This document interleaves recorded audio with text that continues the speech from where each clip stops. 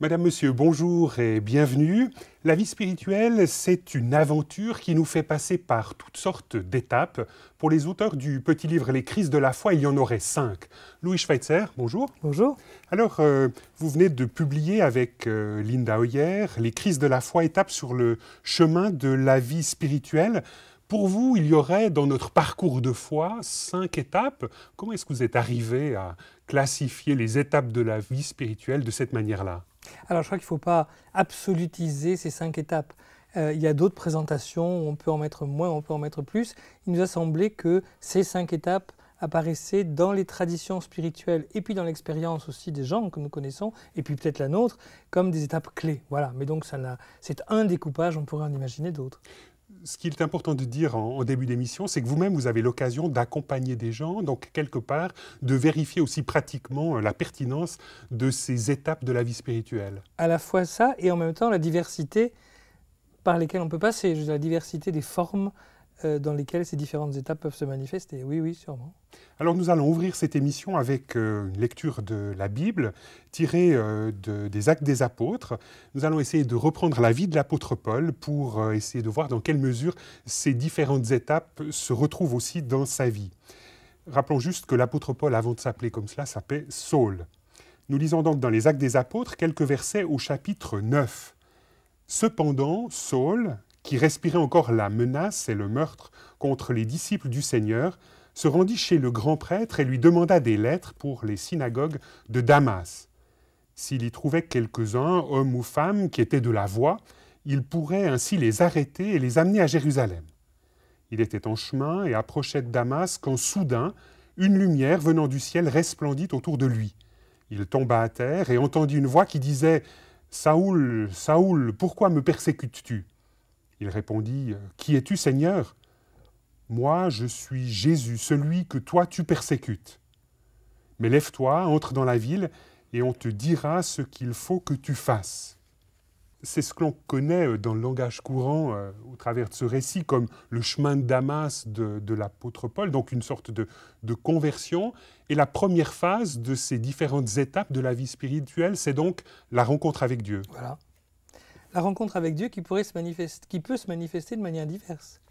Donc là, on a vraiment quelque chose d'assez extraordinaire, quelqu'un qui est un anti-chrétien et qui se retrouve retourné comme une crêpe, finalement, l'espace de quelques instants. Voilà, et qu'on retrouve assez fréquemment chez beaucoup de gens. Ils vont être capables de dire il y a un moment, un jour, une heure où ma vie a été bouleversée. Chez d'autres personnes, pas du tout. Mais il me semble que ce qui est commun, c'est ce début de la foi, cette rencontre avec le Christ et ce début d'une réalité spirituelle. La manière dont cette rencontre se manifeste dépend de beaucoup de choses, de la culture, du fait que je sois né dans une famille chrétienne avec toute une éducation ou au contraire une découverte brutale, et puis ma psychologie aussi. Donc la forme varie, mais ce qui est permanent, c'est ce temps de découverte. Alors s'il fallait en quelques mots dresser un peu le contour de cette rencontre, donc vous venez de dire qu'il y avait à la fois les rencontres soudaines, les retournements un peu chemin de Damas, et puis de longs processus. Oui. Et on peut imaginer que du point de vue psychologique, dans cette phase-là, il y a un enthousiasme assez extraordinaire, parce que c'est quelque chose de frais qui vient d'être découvert. Voilà, c'est la découverte émerveillée de quelque chose de nouveau, du fait que Dieu n'est pas juste une vague notion, mais de quelqu'un de vivant, que le Christ est présent, qu'il y a une relation réelle, que dans la prière, quelqu'un écoute, que Dieu est vivant. Et il me semble que là, il y a toute une découverte qui peut-être ne durera pas sous cette forme-là, et n'est pas destiné non plus à durer, mais qui en tout cas est quelque chose de bon et de bienfaisant et de joyeux à vivre. Louis Schweitzer, vous êtes aussi pasteur par ailleurs. J'imagine que vous avez eu l'occasion de rencontrer des gens comme cela. Ce n'est pas toujours simple d'être en relation avec des gens qui viennent de découvrir un Christ vivant. C'est un peu dérangeant parfois. C'est un peu dérangeant et en même temps c'est assez réjouissant. Il vaut mieux ça que le contraire. C'est pas le pire quand même, je trouve. Non, c'est quand même agréable, mais effectivement, il y a une simplification extrême. En général, dans ces... Donc il y a certains pièges quand même dans cette rencontre. Il y a peut-être des côtés qui sont moins positifs. Il y a cette fraîcheur que vous saluez. Le piège n'est que si on veut y rester. La découverte de l'enfant, c'est une merveilleuse chose. C'est quand vous devenez plus vieux et que vous restez enfant, ça devient un peu infantile. Donc c'est un peu la même chose. Mais cette découverte émerveillée, elle est nécessaire, elle est bonne, mais c'est un temps... Vous savez, j'ai un collègue, je me rappelle, en voiture, qui me disait, nous étions en train de tourner en rond en essayant de trouver une place pour nous garer dans la région parisienne, et il nous disait, est-ce que tu te rappelles, quand on vient de découvrir la foi, on prie et brutalement, il y a une place qui se dégage et puis qui se libère. Et puis après, c'est plus comme ça. Et il me semble qu'une des caractéristiques de ce début, c'est cette sorte d'immédiateté de Dieu. Dieu répond, Dieu est là, Dieu est évident, ça tombe sous le sens et la présence de Dieu change ma vie de manière complète, parfaite. Et ça, alors, il n'y a aucune critique à émettre, c'est tout à fait naturel. Là où effectivement le danger, c'est de vouloir rester là-dedans, et je pense que parfois peut-être certaines églises auraient tendance même à cultiver ce genre de choses. Et alors le risque, c'est de faire de Dieu un peu un grand distributeur automatique, c'est-à-dire que je prie et donc Dieu répond comme je le souhaite à l'évidence. Ce qui est quelquefois vrai au tout début, mais ce qui, au bout d'un certain temps, ne l'est plus, je pense. Donc Dieu est plus tout à fait dans cette immédiateté, il vient induire une ou deux choses qui sont peut-être l'occasion de mûrir et de grandir. Vous savez, il y a un spirituel du Moyen-Âge, Tolaire, qui disait quand on vient de découvrir la foi, alors Dieu nous donne du bon pain blanc, il est comme une maman qui s'occupe de nous avec attention. Et puis après, il faut qu'on grandisse. Donc on n'est plus au pain blanc, on n'est plus au lait, dirait d'ailleurs l'apôtre Paul lui-même. Mais oui. finalement, il faut du pain un peu rude qui tienne au corps, etc. Et je crois que c'est un peu la réalité, et c'est l'expérience de la plupart des gens. Si on essaie juste de voir un petit peu comment se déroulent ces différentes étapes, en lien avec l'apôtre Paul, on va voir que l'apôtre Paul va vivre ensuite à Damas une rencontre avec Ananias, un disciple de Jésus qui va lui permettre de recouvrer la vue. Puis, selon une lettre qu'il a écrite, donc l'Épître aux Galates, il va se rendre en Arabie. Donc là, on pourrait penser que l'apôtre Paul entre dans cette deuxième étape que vous appelez l'apprentissage, c'est ça? Oui, c'est le temps de formation. C'est le moment où on se rend compte que les choses sont un tout petit peu plus compliquées qu'on le pensait, qu'il est nécessaire de réfléchir, qu'il est nécessaire de se former. Et alors, c'est un temps passionnant, hein.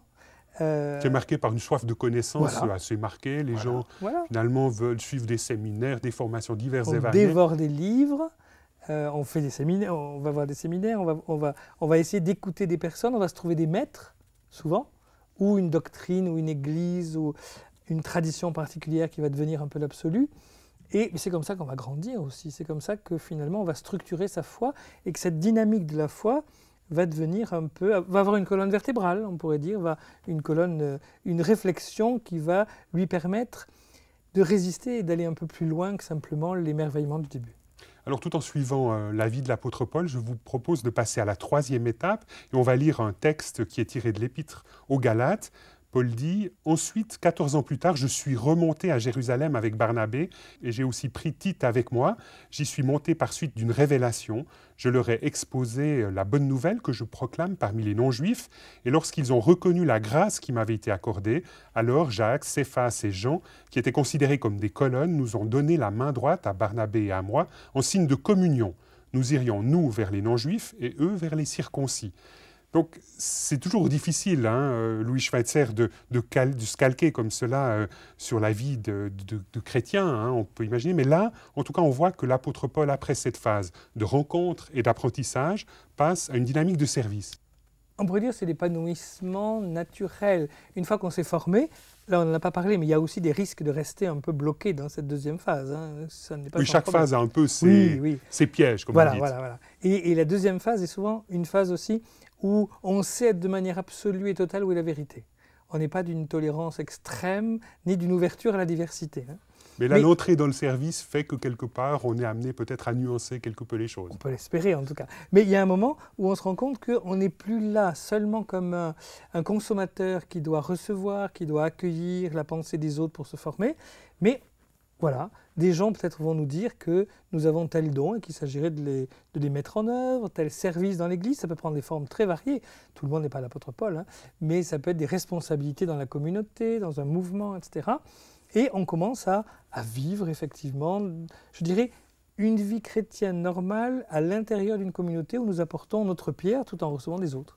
Et là, il y aurait aussi quelques pièges qu'il importerait de mentionner. Oh, toujours, oui, oui, la vie. Vous êtes toujours très balancé dans votre... Oui, c'est ça. Il y a toujours des dangers. Alors, il y a le danger que ça ne marche pas et le danger que ça marche bien. Si ça ne marche pas, il y a le danger effectivement d'une forme de dépression un peu. Hein, parce que si... Donc là, on entrerait dans la 4e phase dont on va pas parler aujourd'hui. Voilà. Si ça marche trop bien, le danger, c'est soit de se prendre pour Dieu, soit de se passer de Dieu. C'est-à-dire que nous sommes tellement bien capables de faire les choses que le travail, le service peut devenir finalement un tout. Et on oublie pour qui on fait ce service. C'est un des risques parce que finalement, c'est très agréable dans l'Église d'avoir une vraie responsabilité, de savoir qu'on est compétent, de savoir qu'on fait les choses bien mieux que les autres, puisque si nous n'étions pas là, les choses ne se feraient pas ou elles se feraient tellement plus mal. C'est un vrai risque, ça, bien sûr. Il y a un autre risque qui est la difficulté à se fixer des limites, à vivre aussi un peu une certaine fatigue. Cela, comment est-ce qu'on peut essayer de bien le gérer et de rester dans cette dynamique positive du service? Je pense que alors, il y a toujours la prière et la possibilité d'une sagesse personnelle. Quand il n'y a pas la sagesse personnelle, on peut espérer que la sagesse de quelqu'un d'autre va venir nous aider. Si nous sommes mariés, notre conjoint peut aussi être un frein ou une sonnette d'alarme. Cela dit, il me semble que dans la communauté même, il serait bon qu'on ait le souci non pas seulement du service rendu par telle personne, mais de la personne elle-même. Et donc peut-être à certains moments dire telle personne qui paraît un peu omnicompétente, qui fait plein de choses, est-ce que cette manière de faire tant de choses est une manière de développer sa foi et de s'épanouir, ou est-ce que c'est une fuite en avant? Donc voilà, je pense que dans la communauté même, il devrait y avoir la possibilité d'un regard prudent sur les personnes. Et puis je crois aussi l'autre dimension, c'est toujours de se rappeler que plus notre engagement est fort, plus les temps de recueillement, de recul, de retraite, de ressourcement doivent être importants. Un point qui m'a toujours frappé, c'est de voir que dans l'évangile de Luc, le bon samaritain nous donne envie de foncer. De foncer, voilà. Or, ce qui est intéressant, c'est que beaucoup de gens ignorent le passage qui suit immédiatement le bon samaritain et qui est le passage de Marthe et Marie, de la rencontre de Jésus avec Marthe et Marie. Où justement, ce qui est mis en valeur, c'est Marie, la contemplation, voilà. L'écoute, le temps d'arrêt, le temps... Voilà. Et je crois que les deux sont absolument nécessaires pour avoir un service équilibré. Louis Schweitzer, qu'est-ce que vous apporte, vous, dans votre ministère d'enseignement pastoral, le fait de classifier comme cela la vie spirituelle en différentes étapes? Alors, il faut d'abord savoir que cette classification est souple. Et que ça n'est pas, une fois qu'une étape est passée, c'est définitivement passé, on passe à autre chose. Souvent, ça peut être circulaire. Je crois que ce que ça peut nous apporter, c'est de ne pas attendre d'une personne ce qu'elle n'est pas en mesure de donner. C'est-à-dire que ces différentes étapes sont nécessaires. Il y a un temps où la découverte est nécessaire, un temps où la formation est nécessaire. Mais même au moment du service, et peut-être à chaque étape, on va pouvoir discerner aussi quels sont les risques qu'on court à ce moment-là. Donc je crois que c'est très important de ne pas croire que tout se passe de la même manière et qu'il n'y a pas d'évolution entre le tout début de la foi et puis la vie spirituelle épanouie. Et là, nous sommes dans les 3 premières, mais ça continue et peut-être même plus difficilement après. Madame, Monsieur, merci de nous avoir suivis. Rappelons que Louis Schweitzer vient de publier avec Linda Hoyer Les crises de la foi, étape sur le chemin de la vie spirituelle aux éditions Je sème. Au revoir et à bientôt.